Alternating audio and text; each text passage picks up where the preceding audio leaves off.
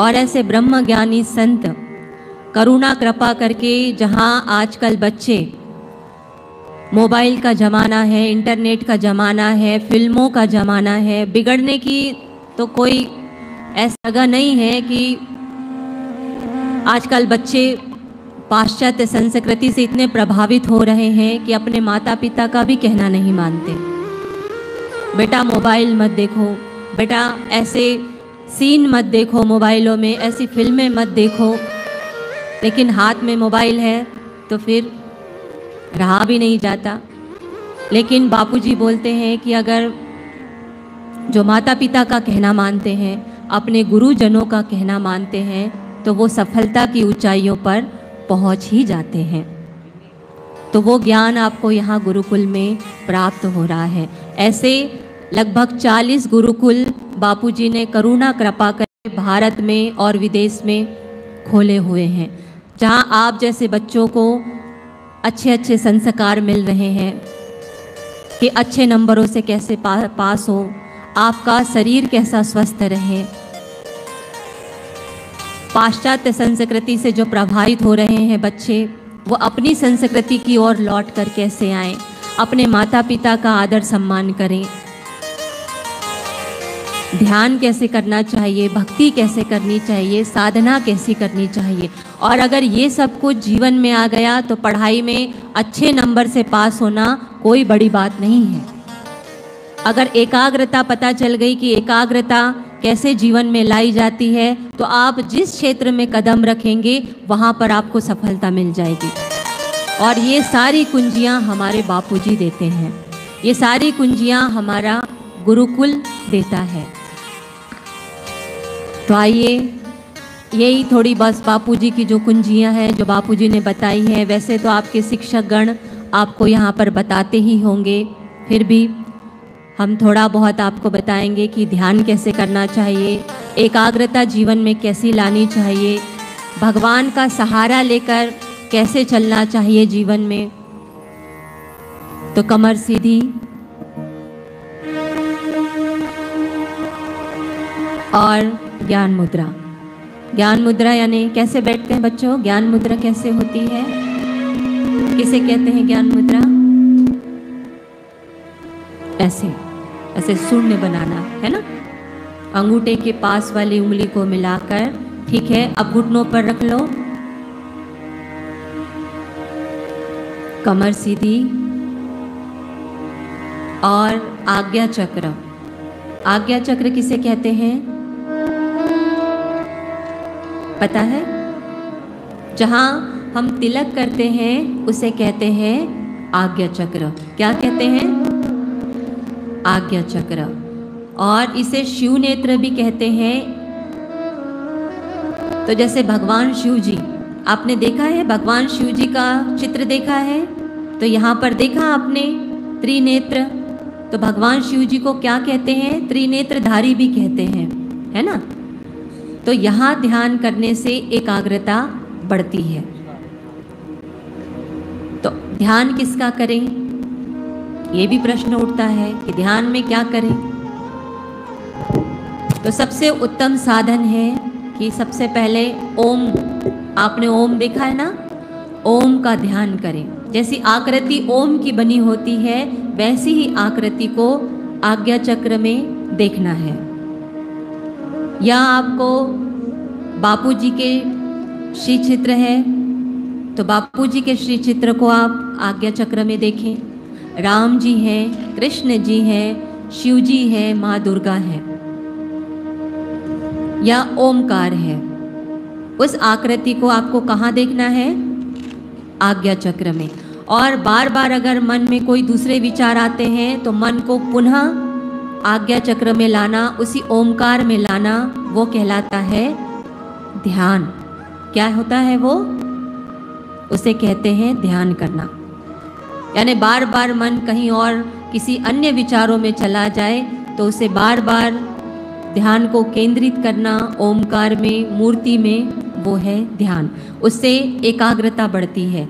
और अगर जीवन में एकाग्रता है तो आप थोड़ा सा भी पढ़ेंगे, कोई बच्चे 5-5, 6-6 घंटे पढ़ते हैं, रटते हैं, लेकिन अगर आप ध्यान करते हैं आधा घंटा, 15 मिनट से आप स्टार्ट करिए, 15 मिनट अभ्यास करिए, 5 मिनट से आप आरंभ करिए।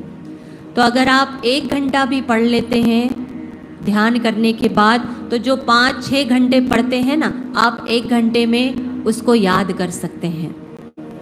वो हम आपको याद करने का तरीका भी बताएंगे कि आप एक बार पढ़ें और उसको दूसरी बार अगर मन ही मन में आप रिवीजन कर लें, जीभ को तालू में लगा के, तो वो सरलता से याद हो जाता है, बार बार रटने की आवश्यकता नहीं होती। तो आइए ध्यान का अभ्यास करें। तो कमर सीधी। तो कमर सीधी क्यों करना चाहिए? पता है किसी बच्चे को कि कमर सीधी करके क्यों बैठा जाता है? जो ध्यान करते हैं, जो योगी संत महापुरुष हैं, वो हमेशा ऐसे टट्टार क्यों बैठते हैं? किसी बच्चे को पता है?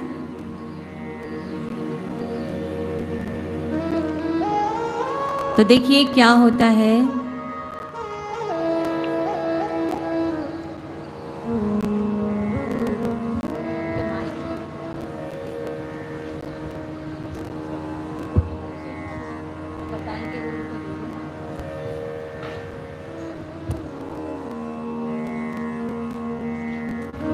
जो बच्चे हाथ खड़े कर रहे हैं, तो आपके लिए हम माइक लेकर आ रहे हैं, आप माइक में बताना तो सभी सुनेंगे कि जब ध्यान करते हैं तो कमर सीधी करके क्यों बैठना चाहिए। क्योंकि आप सभी गुरुकुल में पढ़ते हैं और आप सभी को ये छोटी छोटी बातें याद रहनी चाहिए कि अगर कोई पूछे तो लगना चाहिए कि आप गुरुकुल में पढ़ते हैं। देखिए, आप इतनी छोटी उम्र में इतना जानते हैं कि लोगों का पूरा जीवन निकल जाता है, लेकिन उन्हें ये आध्यात्म विषयक बातें पता ही नहीं रहती। लेकिन जो बापूजी के बच्चे हैं, उन्हें स्वाभाविक ये चीज़ें पता रहती है।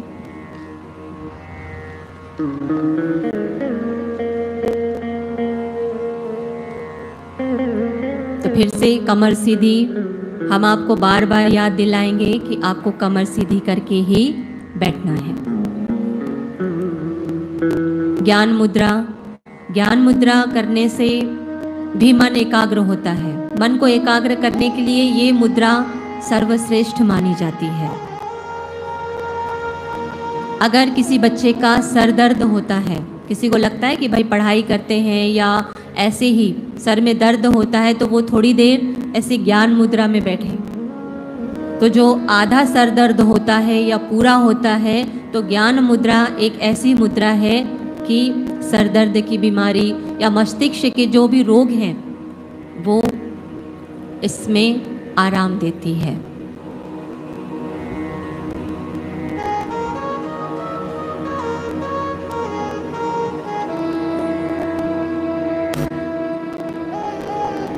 तो हमारे साथ सभी एक साथ उच्चारण करेंगे ओमकार का।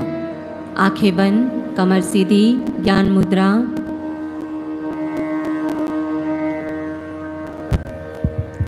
हरि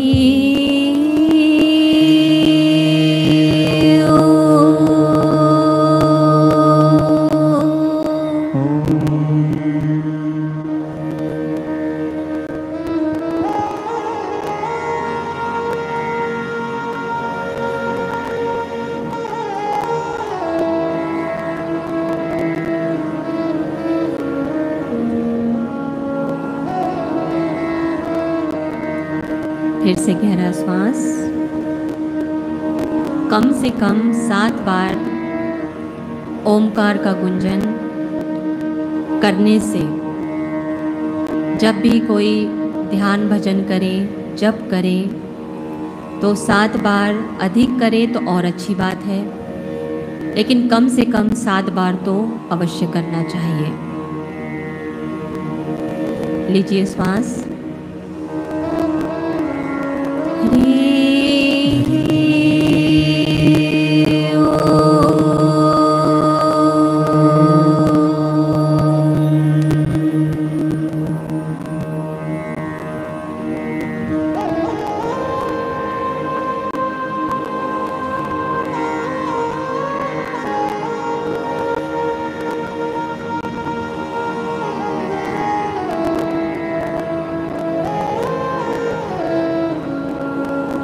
दृढ़ता के साथ आंखें बंद करके रखें। खोलने का मन भी हो तो खोले नहीं,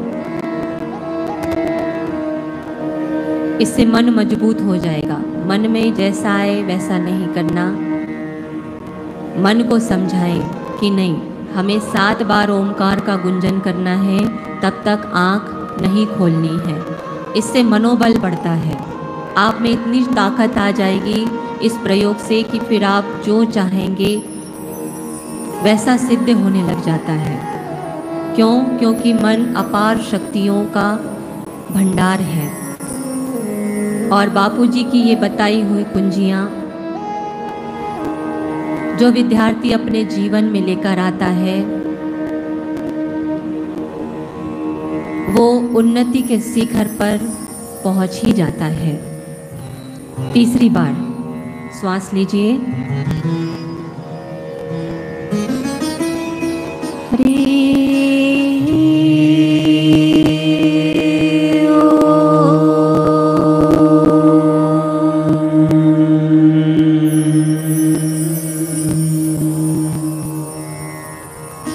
बहुत बढ़िया, शाबाश।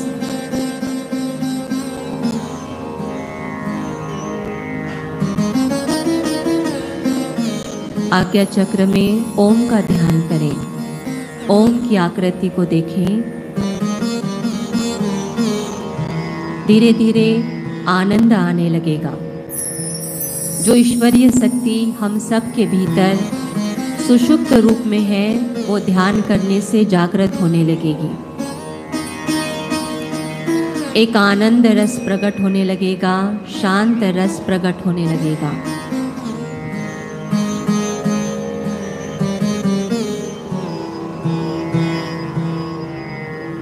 चौथी बार श्वास लीजिए।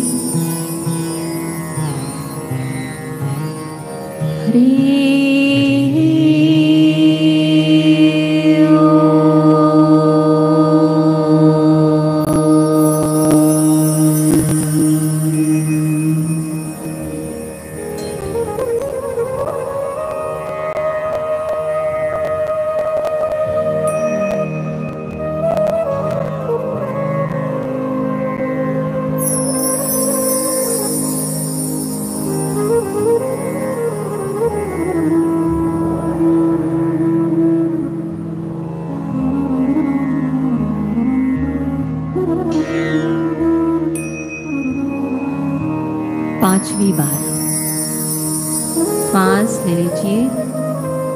भोजन किया है इसलिए बहुत गहरा श्वास नहीं लेना है।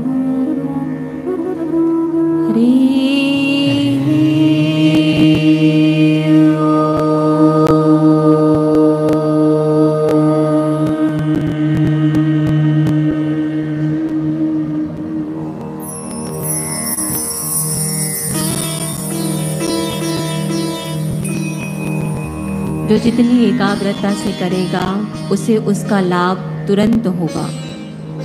तुरंत अनुभव होगा कि ओमकार कितनी शक्तियों का भंडार है। मन शांत होते जाएगा, प्रसन्नता बढ़ती जाएगी। तो समझ लेना कि ध्यान बिल्कुल सही हो रहा है। जो इधर उधर बंदर की नाई झांकते हैं, उन्हें इस प्रयोग से उतना फायदा नहीं होगा।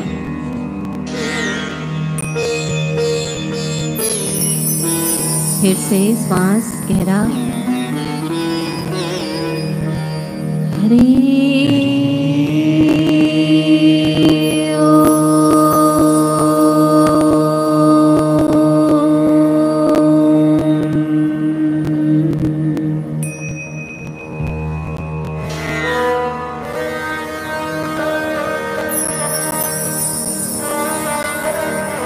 मैं बालक तेरा प्रभु, जानू योग न ध्यान। गुरु कृपा मिलती रहे, दे दो ये वरदान। बापू, हम जैसे भी हैं, हम आपके हैं। हे ईश्वर, हे परमात्मा, मैं आपका हूँ। हम नहीं जानते कि आप कहाँ हैं और कैसे हैं। लेकिन फिर भी जैसे छोटा बच्चा अपनी माँ को पुकारता है और माँ चाहे कितनी भी व्यस्त हो, लेकिन अगर बच्चे की तड़प सही होती है तो माँ कितनी भी व्यस्त हो दौड़कर आ ही जाती है। ऐसे ही परमात्मा सब जगह है, सर्वव्याप्त है। इसलिए भगवान को अगर कहते हैं ना कि बच्चे भगवान का रूप होते हैं, निर्दोष होते हैं, उनकी पुकार भगवान जल्दी सुन लेते हैं।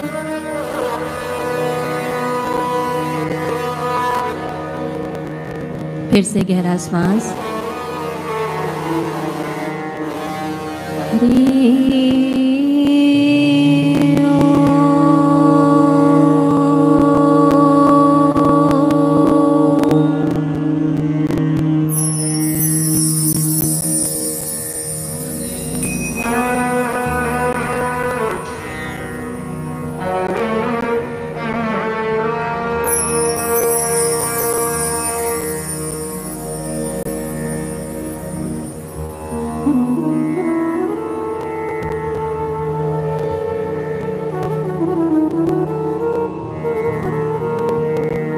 फिर से आखिरी बार।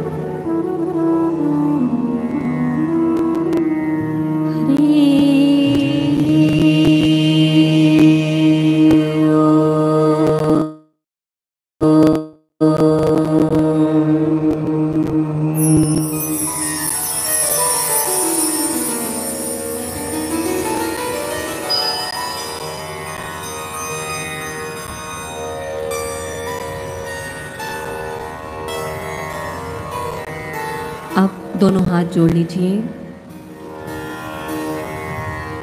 सद्बुद्धि दाता, सब विघ्नों को हरने वाले, सद्बुद्धि प्रदान करने वाले गणेश जी से हम प्रार्थना करेंगे कि हे विघ्नहर्ता, हे सद्बुद्धि दाता, हे गणेश जी, हम आपका आवाहन करते हैं। ओम श्री गणेशाय नमः। ओम श्री गणेशाय नमः। ओम श्री गणेशाय नमः। ओम श्री गणेशाय नमः। ओम श्री विघ्नहर्ताय नमः। ओम श्री विघ्नहर्ताय नमः। ओम एकदन्ताय नमः। ओम श्री एकदन्ताय नमः। ओम लंबोदराय नमः। ओम श्री लंबोदराय नमः। ओम गं गणपतये नमः।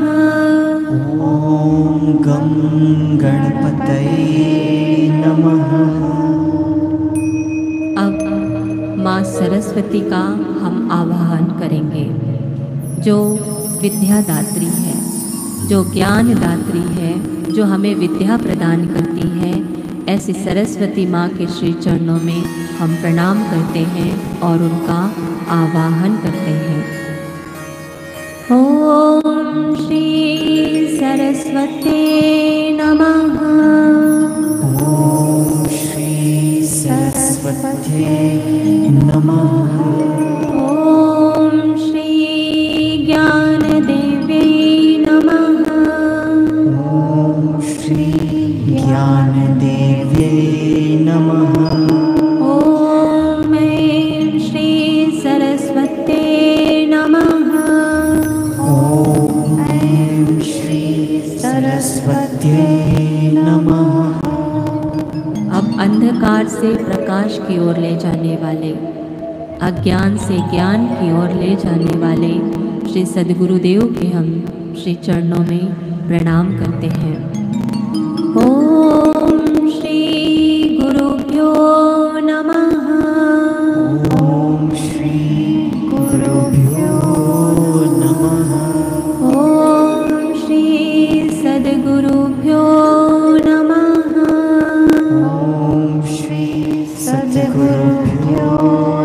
नमः। ॐ श्री सद्गुरु चरण कमलेभ्यो नमः।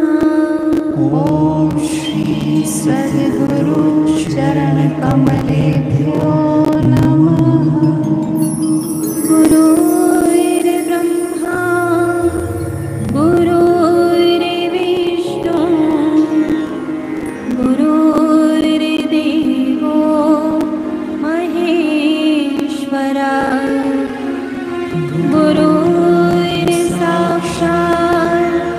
परब्रह्मा तस्मै श्री गुरुवे नमः। ध्यानमूलं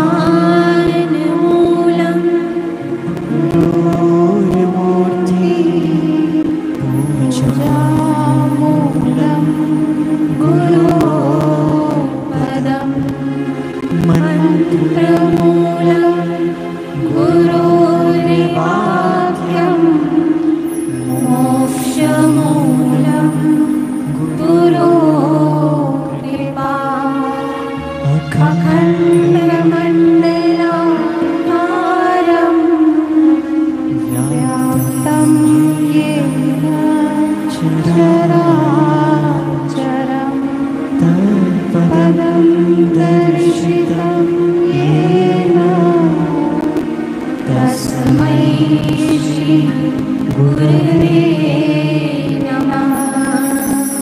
तस्मै श्री गुरवे नमः। हरि हरि ओम।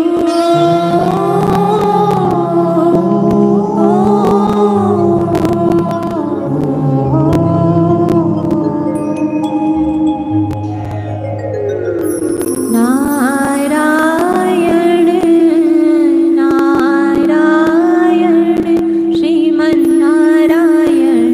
नारायण नारायण नारायण नारायण श्रीमन्नारायण नारायण नारायण नारायण नारायण श्रीमन्नारायण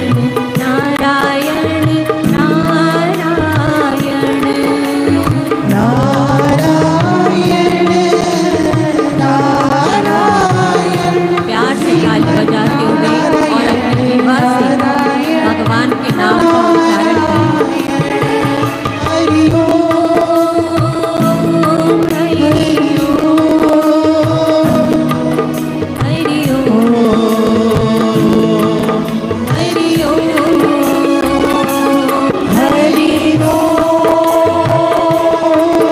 हरि ओम। एक साथ हाथ जोड़े हुए ताली बजाएंगे सभी बच्चे।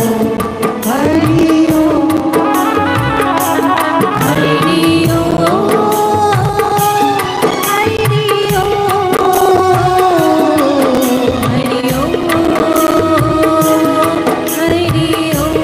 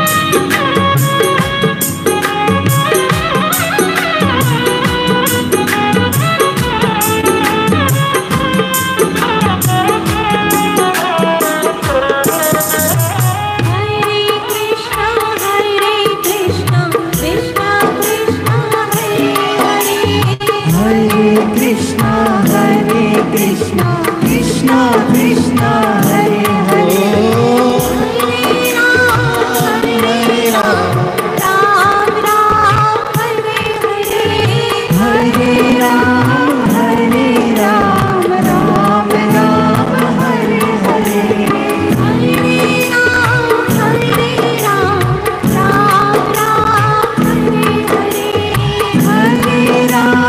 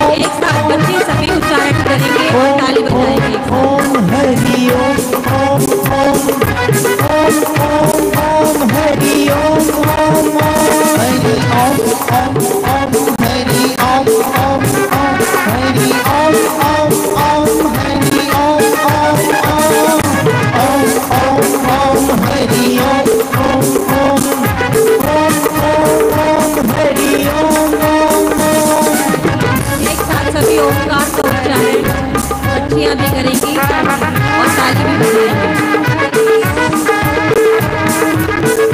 ओंकार के उच्चारण से दिव्य महाशक्तियां प्रकट होने लग जाती हैं, एकाग्रता बढ़ती है, जीवन में सफलता प्राप्त होती है।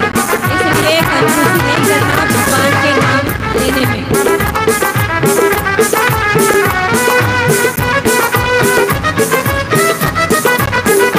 हरि ओम हरि ओम हरि ओम हरि ओम ओम ओम ओम हरि ओम ओम ओम ओम ओम ओम हरि ओम ओम ओम ओम ओम हरि ओम ओम ओम ओम ओम हरि ओम ओम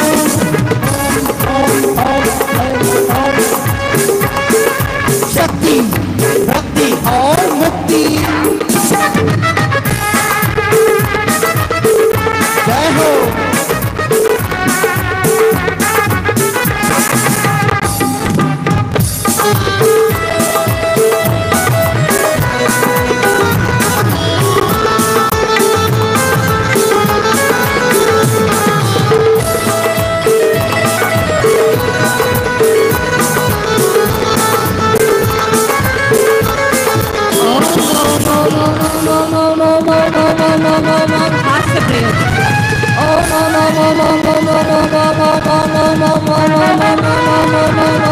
और तेजी के साथ ताली बजाएंगे।